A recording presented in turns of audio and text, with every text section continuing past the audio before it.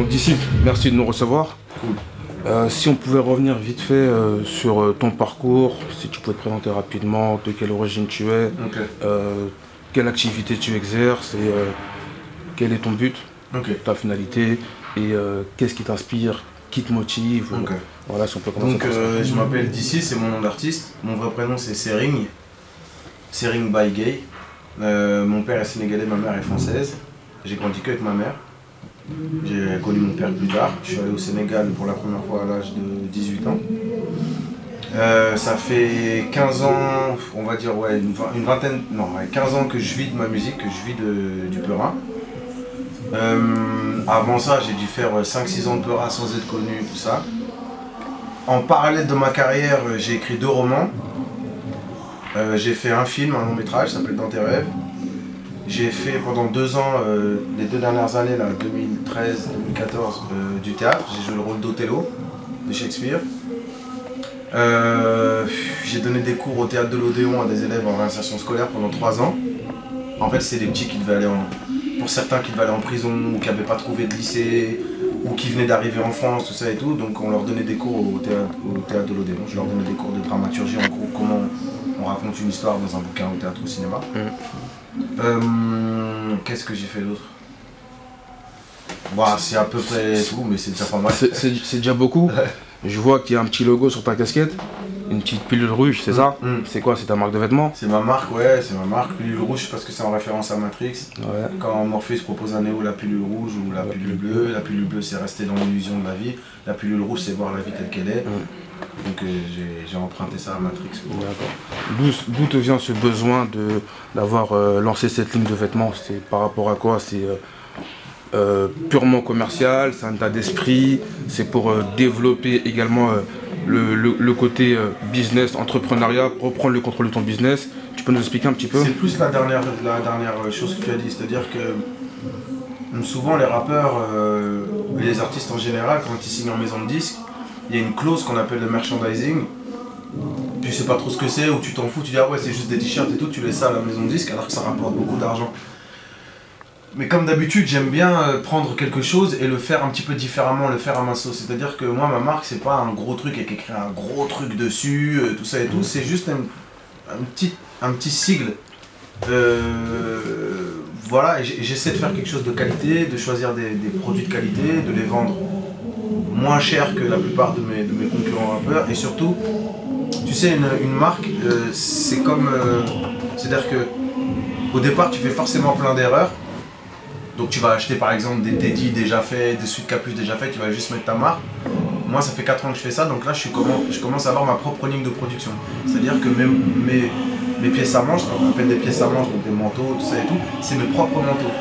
C'est toi qui les as dessinés, pensés? Voilà, je les ai pensés, j'ai l'usine qui les fait, c'est pas mon usine, mais je traite directement avec l'usine. C'est toi directement qui passe les commandes, etc. Et ça, pour moi c'est important parce que tu parlais d'entrepreneuriat, c'est extrêmement important. Pendant longtemps, j'avais honte de l'argent, de tout ce qui concerne l'argent.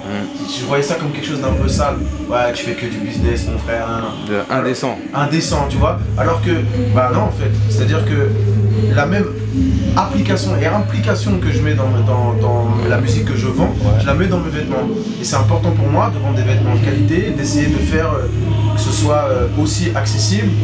Et voilà. Donc, une des raisons pour lesquelles j'ai fait ça aussi. Tu peux me rappeler t'as quel âge, s'il te plaît? J'ai 37 ans. T'as 37 ans?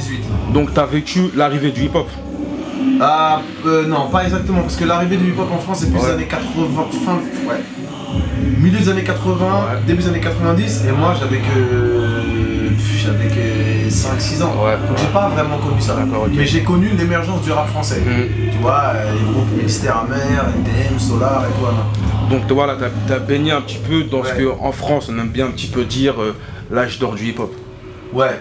T'as baigné un petit peu dans ça. Et par rapport à ça, moi je voudrais avoir ton point de vue sur le rap. Pour toi, le rap c'est quoi? C'est une musique de divertissement, d'entertainment, ou c'est une musique qui se doit être revendicatrice, contestataire, être le reflet un petit peu de la société? C'est quoi ton point de vue par rapport à ça? En fait, il faut voir la base. C'est-à-dire qu'il y a le rap qui arrive, parce que ça vient de là-bas. Donc ça vient du Bronx, de DJ Kool Herc, qui est un Jamaïcain, qui a déménagé avec ses parents à New York et qui a reproduit le système des block parties, si on peut dire, sortir ses grosses enceintes dehors et faire la boîte en bas de ton quartier. Au départ, ça vient de là. Ensuite, il y a des systèmes des platines où ils prenaient le même disque sur 2 platines différentes, ils prenaient que les parties de batterie, les breaks de batterie dans les morceaux de funk, parce que c'est ça qu'ils aimaient, et ils commencent à prendre le petit bout là et le petit bout là, et ils commencent à animer dessus. Donc au départ, il n'y a pas forcément un esprit tout de suite revendicatif, mais c'est quand même des Renois, des pauvres, des gens qui n'ont pas accès à la grande ville, accès aux boîtes de nuit, accès à l'amusement que tout le monde a, et qui se créent eux-mêmes. Donc même si dans ce qu'ils disent, c'est pas revendicatif et que ça a l'air d'être de l'amusement, il y a quand même une position sociale de bon, on n'a pas accès à vous, on va faire notre propre truc. Donc il y a toujours une démarche, c'est-à-dire que c'est pour ça que le rap s'est collé, selon moi, c'est les deux. Et c'est pour ça que le rap c'est un peu tout en fait, c'est-à-dire que tu peux avoir des rappeurs qui sont que dans la contestation, d'autres qui sont que dans le divertissement, mais voilà, faut un espèce de juste milieu. Et ce que je voulais dire, c'est que ah, je sais plus ce que je voulais dire. Si jamais ça te convient, on reviendra sur ça. Donc voilà, donc comme on l'a dit, hein, le rap, voilà, ça vient souvent de gens entre guillemets en marge de la société et qui ont décidé de se prendre en main. C'est ça. Je me rappelle de ce que je voulais dire.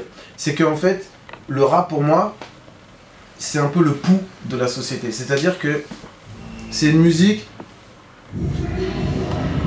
qui, dans ses fondements, selon moi, n'est pas hypocrite.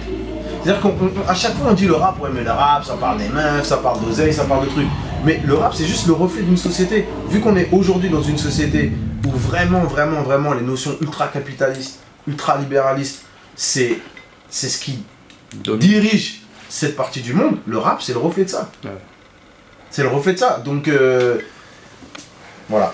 Ouais, exactement. Et du coup, pour en revenir à la société, quel regard portes-tu aujourd'hui sur la situation des Noirs en France?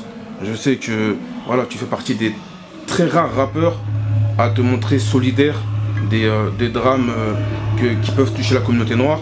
Je me souviens que tu t'étais positionné à l'époque sur les incendies du boulevard Auriol, les expulsés du gymnase de Cachan. Très récemment encore, il y a eu le verdict du jugement de Ziad Ebouna. Tu t'es rendu à la manifestation. Quel regard aujourd'hui tu portes sur la situation que les Noirs vivent en France? Alors déjà, j'aimerais vraiment clarifier quelque chose. Quand je me rends dans tout ce que tu viens de dire, c'est pas le rappeur. C'est-à-dire que je me dis pas, vas-y, va montrer ta tête, va montrer que t'as un vrai truc. C'est juste que ça me touche, jusqu'à m'en faire pleurer. C'est-à-dire que le boulevard Auriol, Ziad Ebouna, c'est des choses qui m'atteignent. Je serais rappeur, je serais pas rappeur, je serais connu, pas connu, je me rendrais à ces endroits-là parce que ça m'arrache le cœur. Donc ça c'est vraiment... et encore plus je vieillis, plus je suis sensible à ces choses-là. Parce que j'ai des enfants. Et donc forcément Ziad Ebouna, je me dis, mais imagine, c'est mon fils. Bien sûr. Tu vois, ouais. Donc là on est hors cadre de rap. On est vraiment plus dans... C'est juste l'humain, l'empathie, ouais. Et en tant qu'être humain, ça me bouleverse. Voilà, c'est Serine qui vient, c'est pas d'ici qui vient. Voilà. Ça. Et du coup... Donc pour moi, ça me paraît naturel. Ah. Tu vois, c'est pas genre... vas-y, montre que t'es un vrai. Je suis pas là... Pour moi, être un vrai, c'est pas forcément là. Tu vois ce que je veux dire? Être un vrai, c'est être un bon père de famille et faire en sorte que mes gosses aient une meilleure vie que moi j'ai eu et plus de chance que moi j'ai eu. Un vrai, pour moi, la signification du vrai bonhomme, c'est ça. Bien sûr. Bien sûr. Et du coup, je te parlais justement de la situation des Noirs en France parce que ces derniers temps, on peut noter qu'il y a une sorte de racisme institutionnel qui est en train de s'imposer, que des actes et des propos négrophobes se banalisent dans toute impunité. Aujourd'hui, sans adopter une attitude victimaire, comment on peut réussir à combattre ce genre de choses-là et à s'imposer légitimement, selon toi? Je dis pas que tu as la vérité. Non, bien sûr, selon moi, mon expérience à moi, je parle en mon nom, pas au nom de qui que ce soit, je parle en mon nom à moi tout seul. Je ne représente que moi tout seul. Déjà, je suis d'accord avec le constat que tu fais, que la vie d'un noir dans ce pays, quand on voit ce qui s'est passé avec Amadou Koumé, mais c'est un truc de dingue. Quelqu'un se fait tuer dans un commissariat, on l'apprend un mois après. Alors que tous les journalistes vont nous parler de Baltimore et de Ferguson. Dans notre propre pays, il y a quelqu'un qui meurt dans un commissariat, on l'apprend un mois après. Mais c'est extraordinaire. Pas longtemps après, c'est René Caillé, je crois. Ouais. Pareil, tu vois, mais c'est... Bon, donc déjà, premier truc,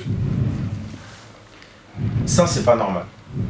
Quand je dis c'est pas normal, ça veut rien dire c'est pas normal. C'est juste que notre réaction, d'abord en tant que noir, parce que moi, je suis pas que noir, je suis blanc aussi.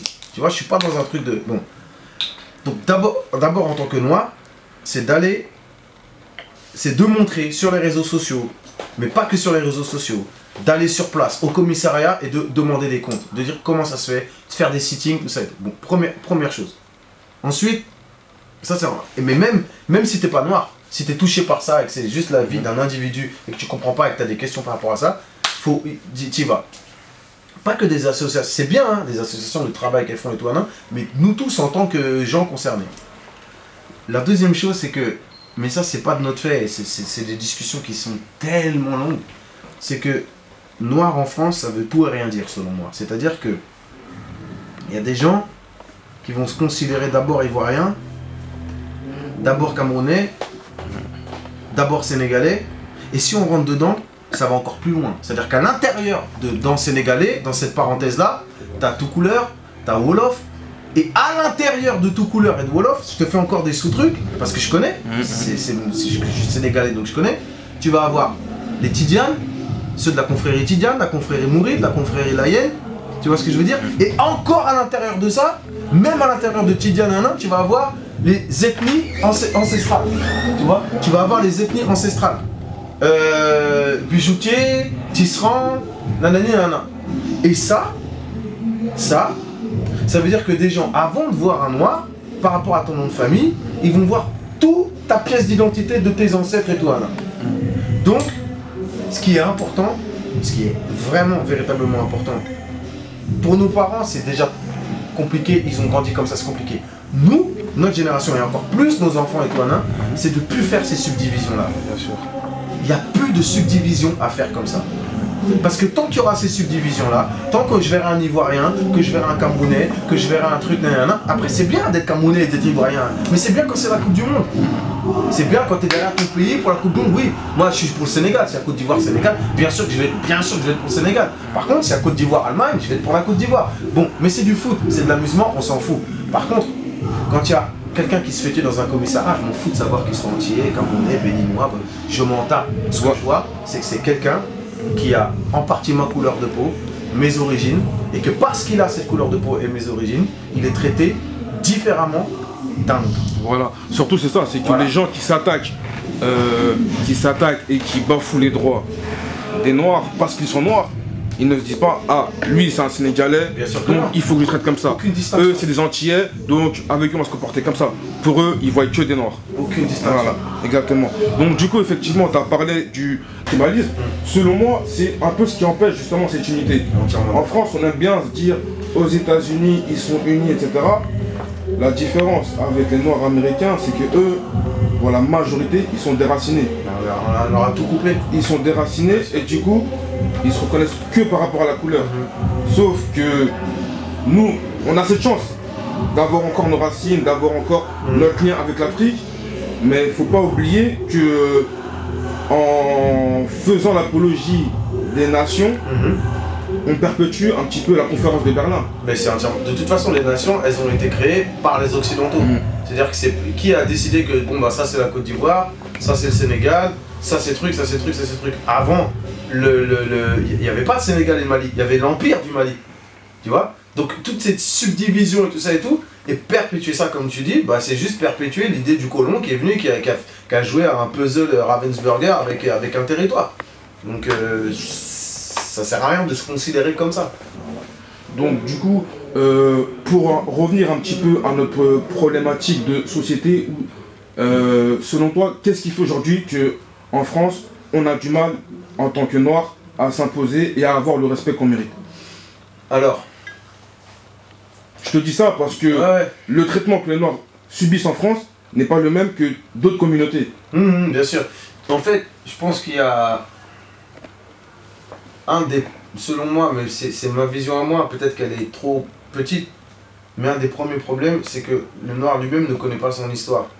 C'est-à-dire que c'est en partie de la faute des gens qui sont au pouvoir et des institutions qui n'enseignent pas vraiment les choses telles qu'elles se sont passées et qui balayent ça vite fait, ouais bon c'est passé vite fait.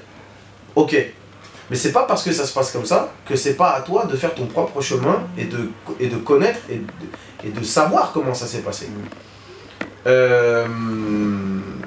Donc c'est en partie de notre faute et en partie de la faute de ceux qui sont au pouvoir. Mais il n'en reste pas moins que c'est en partie de notre faute. C'est-à-dire que moi, mon travail de savoir cette partie de mon ADN, de comment je suis, l'histoire et tout, non, je l'ai fait, je le fais et je le ferai. Et j'essaie de le faire pour mes enfants. En gros, il faut arriver à inculquer dans la tête des Renois, vu que c'est le sujet, pour moi, hein, sans être dans un discours élitiste, parce que toujours dire ouais faut lire, faut lire, faut lire, il y en a ils aiment pas lire et tout ça et tout. C'est pas parce que tu n'aimes pas lire que tu ne peux pas apprendre ton histoire. Il y a plein de moyens d'apprendre ton histoire et de te conscientiser d'aujourd'hui. Il y a plein de moyens. Aujourd'hui il y a des vidéos sur YouTube. Voilà, voilà. C'est juste toi, soit tu cliques sur la dernière Porsche Panamera, soit tu peux aussi cliquer sur un discours de Malcolm. Et tu peux faire les deux. Parce que l'idée n'est pas d'être dans un discours à dire ouais rejette ça et tout. Non, non, faut aussi vivre.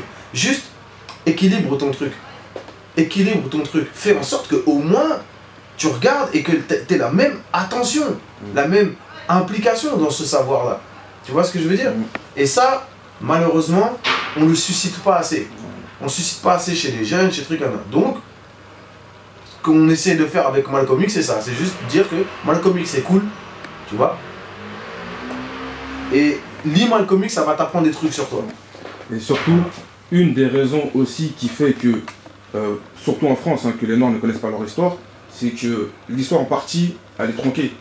Bien oui. Et dans les manuels d'histoire, justement, tout n'est pas raconté. Je me souviens, moi, au collège, quand on a abordé le chapitre de la colonisation, il y avait 6 lignes.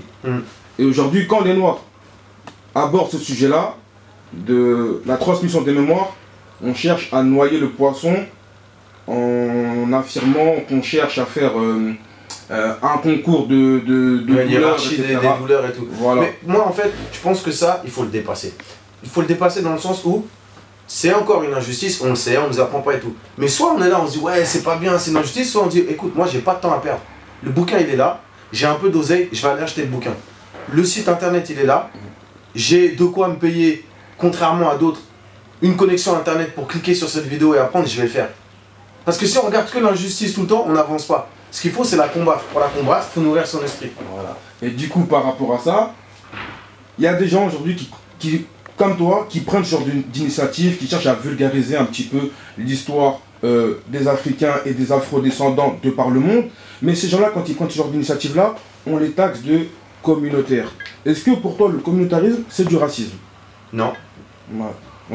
Parce que si on parle de communauté, moi quand je vois les représentants à l'Assemblée nationale, quand je vois les élites de ce pays, quand je vois tous les grands dirigeants et tout, il y a un communautarisme blanc venant d'un milieu favorisé pour la plupart, tempe grisonnante, cinquantenaire. Donc le premier communautarisme que je vois, c'est celui que me renvoient les institutions de ce pays. Donc moi ça me fait pas peur, il n'y a pas de... Tu vois, il n'y a pas de... Pour moi, c'est pas du racisme. Voilà, et donc pour en revenir à la communauté, comme c'est le sujet, est-ce que tu ne penses pas aussi que le fait que dans sa globalité, la population noire est une population qui est dans une certaine précarité, ne favorise pas également ce genre de stigmate? Parce que on aura beau dire qu'ici il y a des gens qui sont racistes ou pas, mais quand les Saoudiens viennent, ça ne les dérange pas que ce soit des Arabes ou des gens du Moyen-Orient. Ils sont tous contents de prendre l'argent. Est-ce qu'aujourd'hui, le fait également qu'on soit dans une situation précaire ne justifie pas cette situation dans laquelle on nous met de par nos dirigeants? Mais ça, je suis entièrement d'accord. C'est-à-dire que de toute façon, une fois que tu enlèves noir, que tu enlèves tout ça, ce qui reste, c'est un rapport de classe.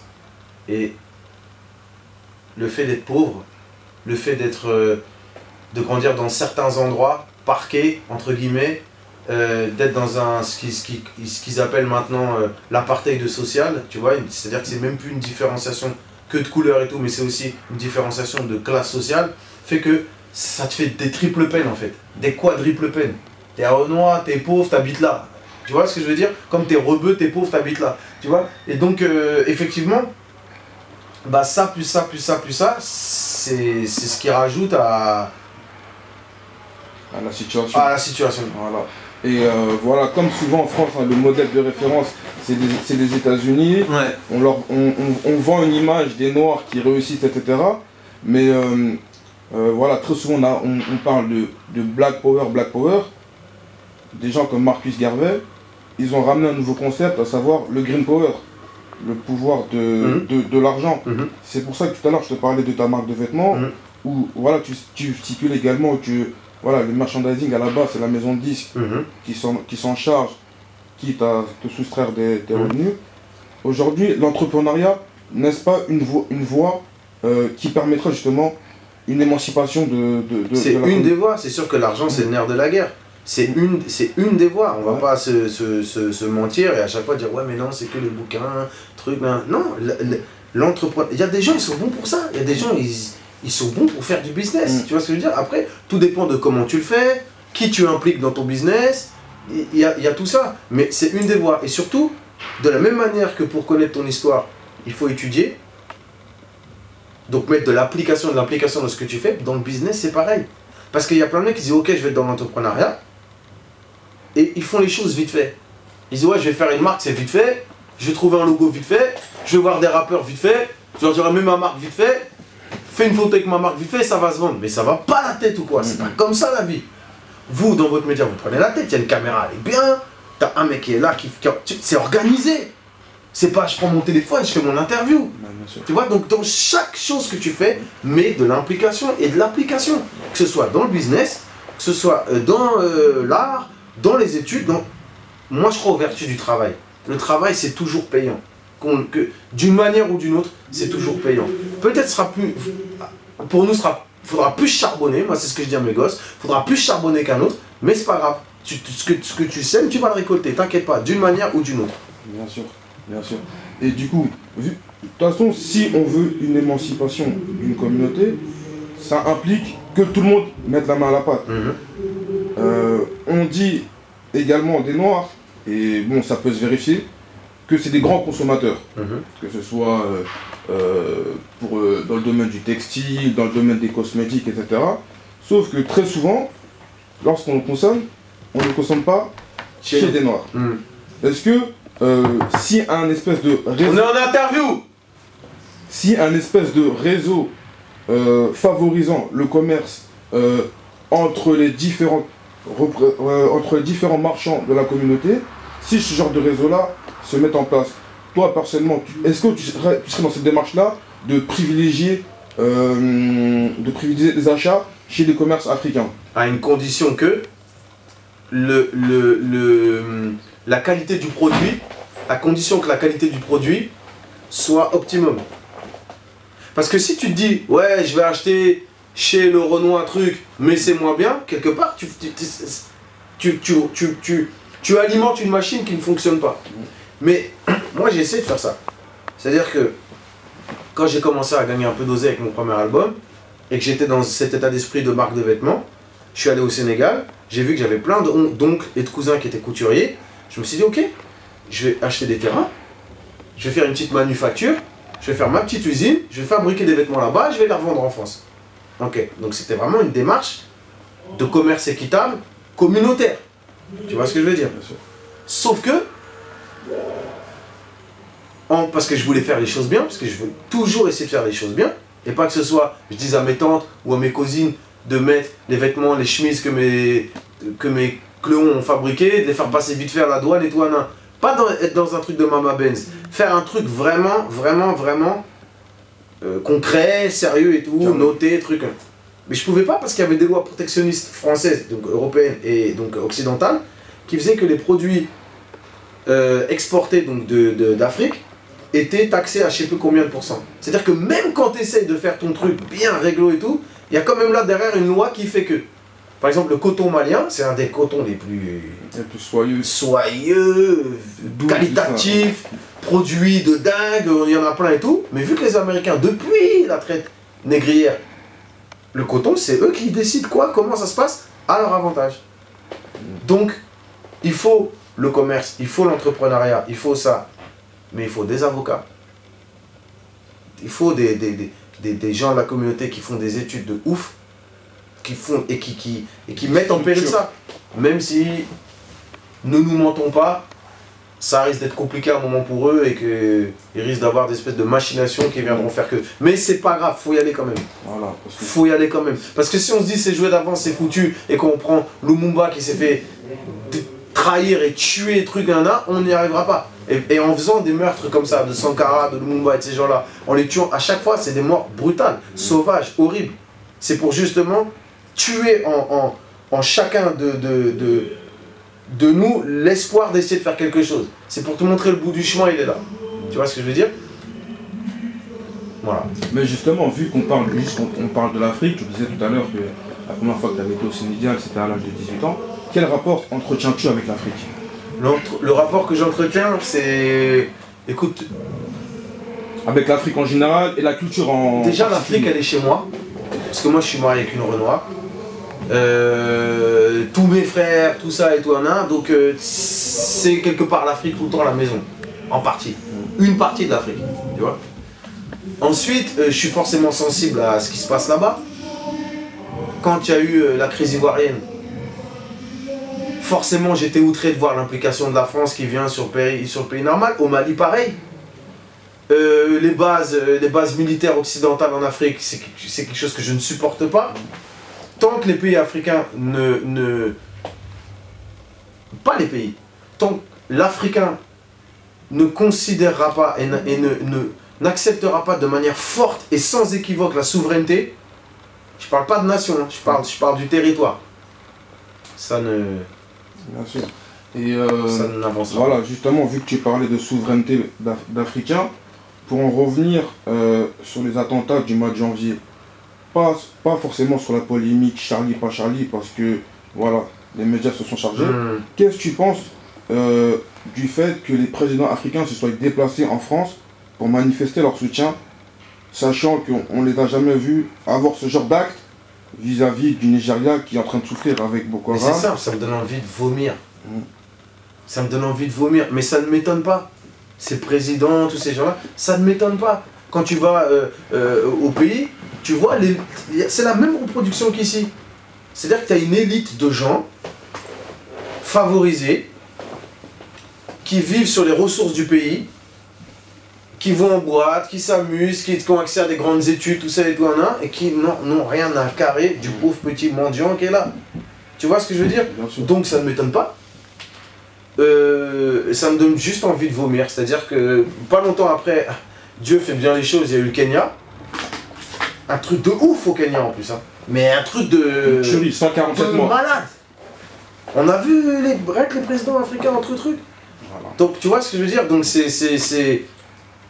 Aujourd'hui, tu ne penses pas que si on veut voir une nouvelle Afrique, il faudrait peut-être que les Africains se réforment? Il y a certaines tares qu'il faut qu'on enlève, il y a certaines choses qu'il faut qu'on reprenne? Entièrement d'accord, c'est-à-dire que déjà, Black is beautiful, toutes ces phrases-là et tout, c'est bien, c'est des slogans, c'est bien, oui, oui. Mais arrêtons de raconter nos vies. Il y a un moment, il faut arrêter de raconter sa vie, il faut regarder les choses telles qu'elles sont. Il faut regarder les choses telles qu'elles sont.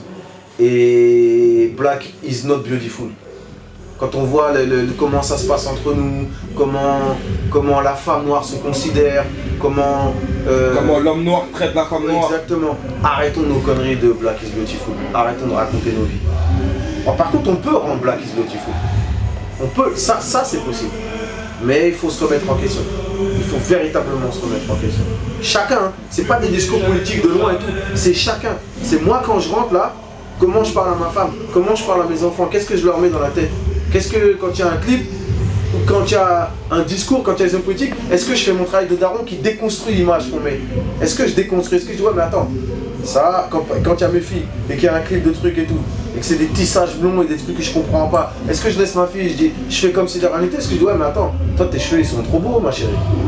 Ils sont trop beaux, voilà. tu vois? C'est ça, la vraie politique pour nous elle est là. C'est des petites mini crottes de nez qu'on doit nettoyer chacun chez soi. Voilà. Pour planter des graines dans ce qui va se passer plus tard. Je rebondis sur ce que tu dis parce que justement c'est une belle transition sur ce que je voulais dire. L'héritage culturel africain qu'on a, j'ai l'impression qu'il se perd de plus en plus. C'est-à-dire que pour les Africains ayant grandi ou qui sont nés en France,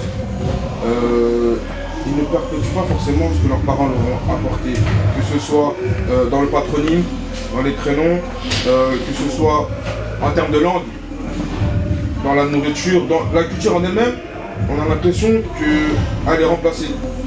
Je suis d'accord, mais ça, pour moi, c'est un sujet qui est très complexe parce que de la même manière que tout à l'heure, je disais, attention aux subdivisions qu'on fait nous-mêmes à l'intérieur de nous, parfois dans les patronymes, particulièrement au Sénégal, mais même pas qu'au Sénégal, c'est aussi une manière de traçabilité. Tu vois ce que je veux dire? Ok, tu donnes le nom de ton cléon, que t'aimes bien, de ton grand-père, de trucs, mais tu mets la trace que toi, t'es descendant de telle confrérie, de tel... Tu vois ce que je veux dire? Faut-il le cacher? C'est pas... Non, c'est... Ou le couper? C'est pas une question de cacher, c'est quelle valeur tu donnes à cette trace. Ouais. Parce qu'on est d'accord que dans cette race-là, il y a des histoires de caste. Il y a des histoires de caste de... Un tel ne peut pas se marier avec un tel parce que l'autre est tisserand, l'autre est bijoutier, l'autre est truc et toi nain. Tu vois ce que je veux dire? Donc, au final, c'est juste deux Romains qui veulent se marier ensemble. C'est juste, tu vois ce que je veux dire? Donc, est-ce qu'on va les empêcher de se marier parce qu'un tel truc là, alors qu'ils ont tellement de choses en commun? Exactement, et c'est dans ce sens-là que je te dis que je te demandais justement, est-ce que voilà, il y a un travail de réforme à faire sur nous-mêmes. Aujourd'hui, on porte l'état de cette aliénation qu'on nous fait. Voilà, aujourd'hui, on demande aux gens qui viennent d'Afrique d'occidentaliser leur prénom. On leur demande de ne plus parler leur langue quand ils sont dans les lieux publics. On leur demande de ne plus porter de tenue traditionnelle. Et j'ai ce sentiment-là que... Je suis d'accord, mais les gens... Mais puisqu'on leur demande, c'est-à-dire que c'est pas qu'on leur demande, c'est-à-dire parce que c'est pas des gens qui viennent qui disent mettez pas ça. Ça plane, c'est tacite, tu vois. Et de nous-mêmes, on n'ose pas, tu vois ce que je veux dire? Mais c'est le, comment dire, c'est le rêve des Zemmour et compagnie qui veulent faire une idée d'assimilation, tu vois. Pour autant, la réponse n'est pas forcément que de se replier de faire un repli. Parce que si tu fais repli, c'est-à-dire que si tu es dans l'extrême de l'autre côté, je sais pas de quelle origine africaine tu es, mais ça veut dire que Congo. Le Congo, ça veut dire que ouais, mais frère, t'es pas sénégalais. Tu vois ce que je veux dire? Donc, il faut être dans la nuance. Il faut être dans la nuance, c'est-à-dire que pour combattre cette idée assimilationniste de ouf, ou genre oublie que t'es congolais, oublie que truc, oublie tout ça, il faut pas nous, de notre côté, chacun se replie sur ouais, mais moi je suis sénégalais, wolof, tu vois, il faut nuancer le truc. Je suis d'accord avec toi. Après, en France, on parle souvent de double culture, de gens nés en France, de parents d'origine étrangère. Ça, c'est quelque chose aujourd'hui, on ne peut pas déroger. Si on part dans l'optique où voilà, on doit réformer certaines choses, qu'on doit se revaloriser, que comme tu le disais, Black is Beautiful à nous démontrer, pourquoi avoir honte de ce genre de choses-là? Tu vois, c'est dans ce sens-là. Ouais, je suis d'accord. Je suis pas dans l'optique où il faut se radicaliser et dire ça c'est occidental, je ne mets pas, nanana. C'est non pas ça. Mais oui, voilà. Mais je suis d'accord qu'il faut pas avoir honte de dire ok, je suis un média renoir. Tous ces mots-là, on nous dit mais non, c'est comme. Faut pas avoir, ni avoir peur ni avoir honte. Tu vois, ni, pour moi, il y a une phrase que j'aime beaucoup, c'est si tu veux être insensible aux insultes, sois insensible aux flatteries. Tu vois ce que je veux dire? Et ben pour moi, c'est la même chose. C'est-à-dire que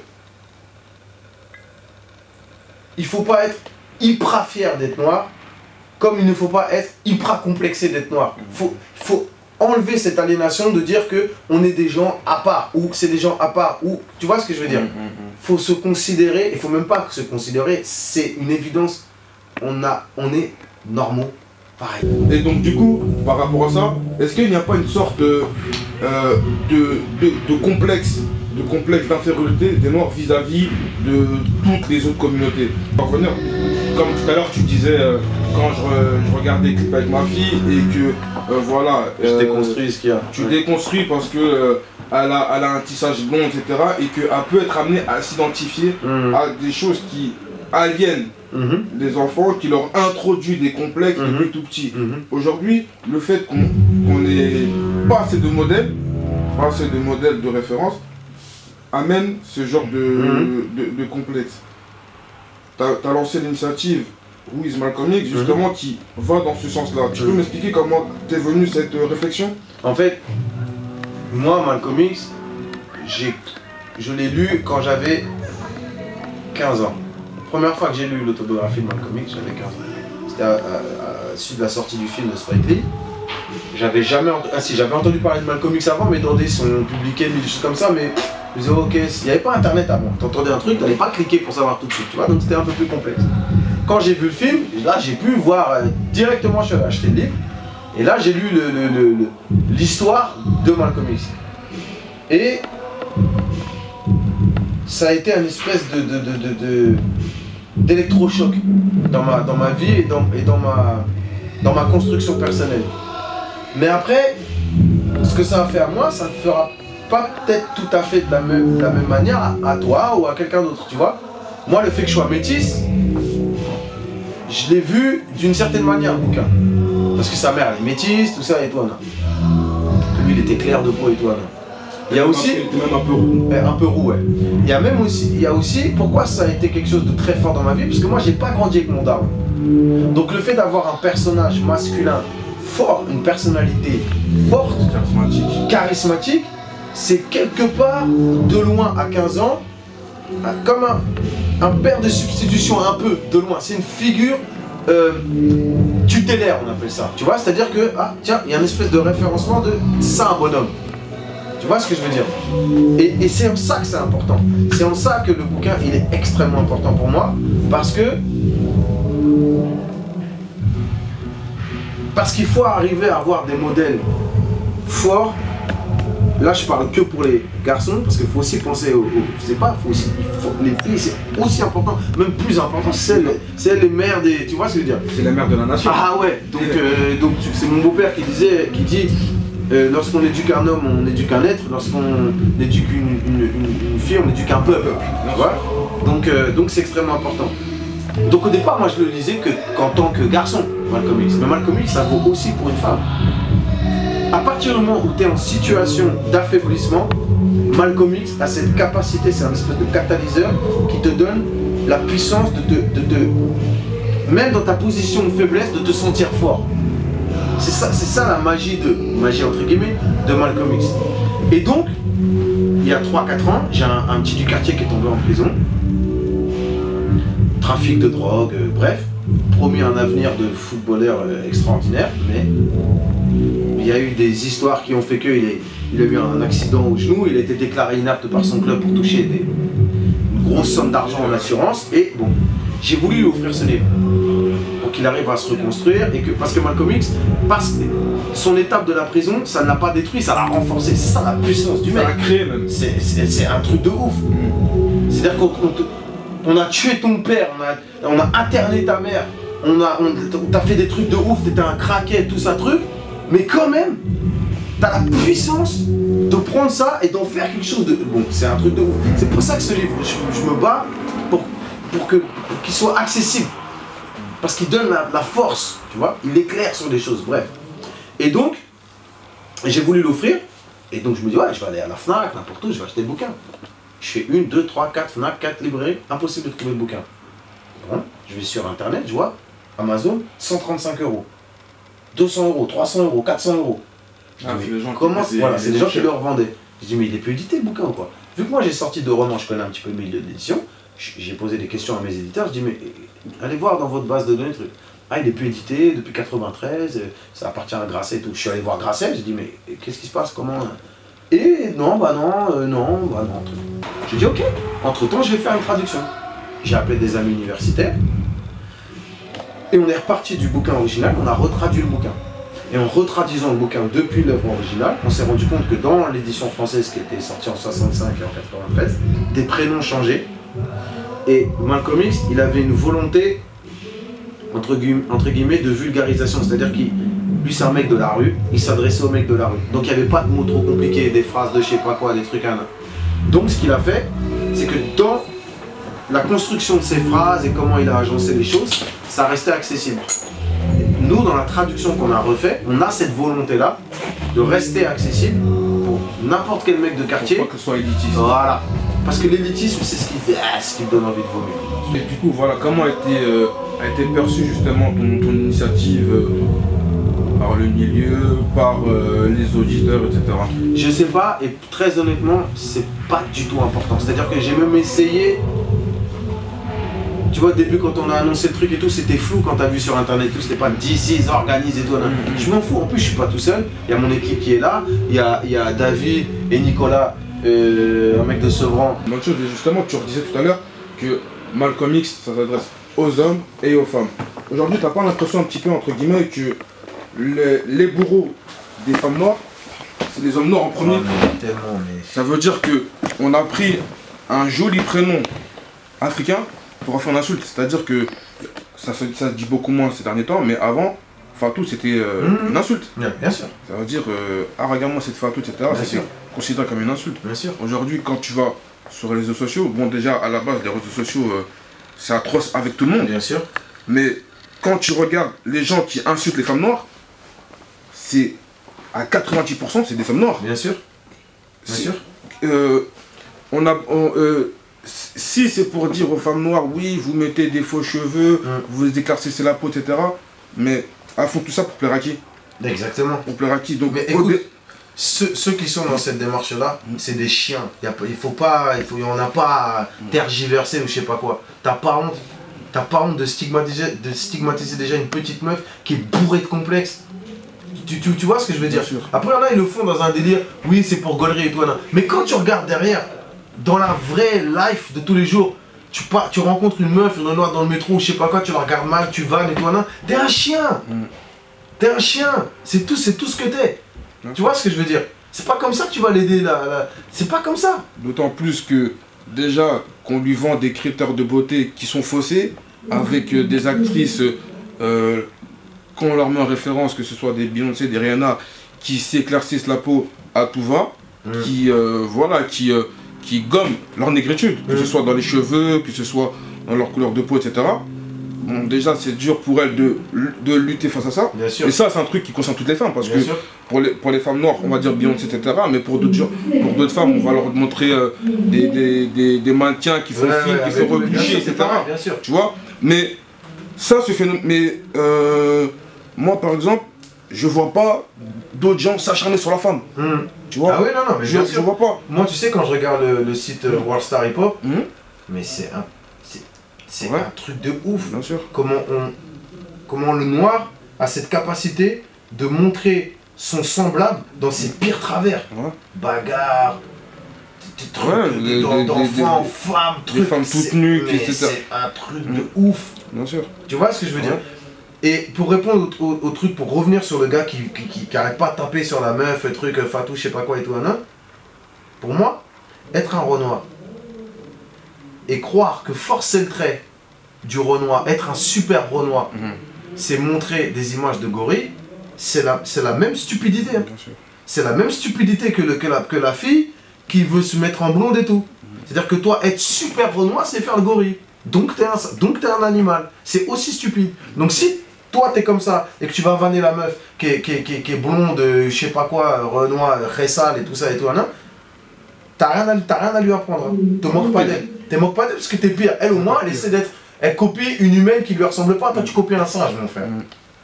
Donc, j'ai plus de respect pour elle. Bien sûr. Tu vois? Sachant que voilà, j'ai on plus vit de dans respect une société où on te bombarde de clichés dans tous les sens. Exactement. Et que Voilà. Exactement. Et c'est là que je voulais en venir, c'est que déjà, des figures noires masculines, si on ne fait pas ce travail personnel pour en trouver, c'est difficile.